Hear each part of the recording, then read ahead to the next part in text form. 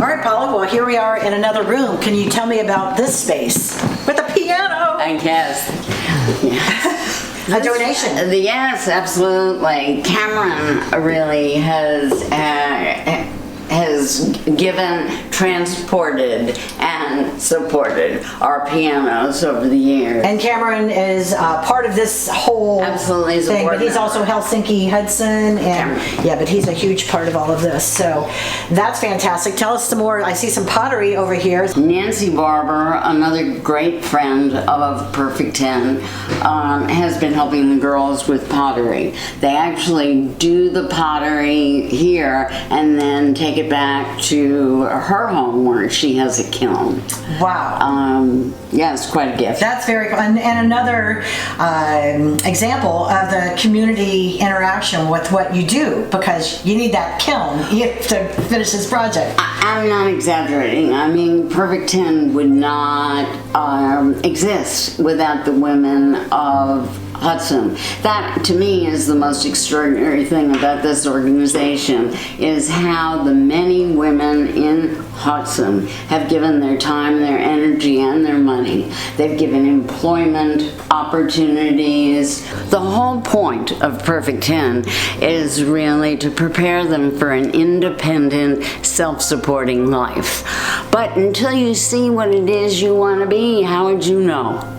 You know, the girls have never met people who make their own living doing the things they love.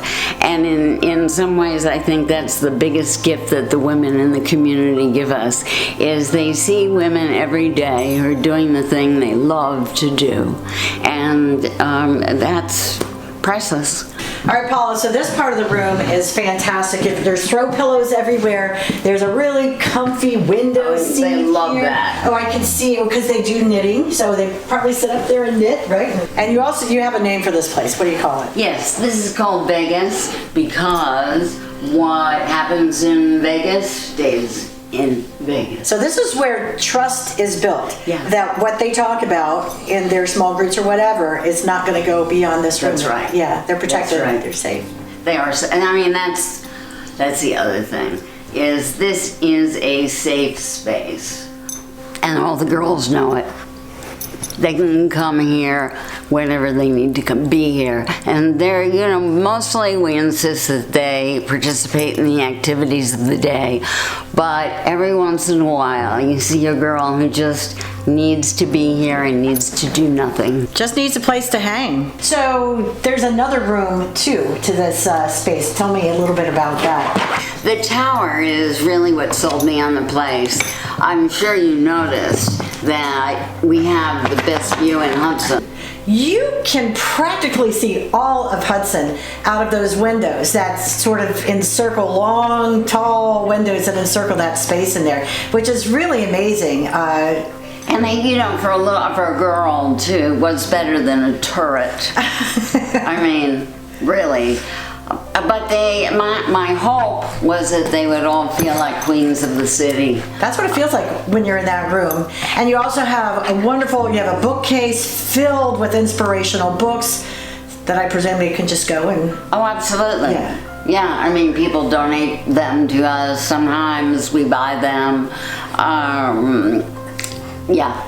It's a great place just to hang out. We've been using that room for the teens for the last couple of years, so that the teens feel like they have their own room within the house. Yeah. So Paula, thank you so much for taking us on a tour of this beautiful space. And a couple of things before we sign off here. It costs money.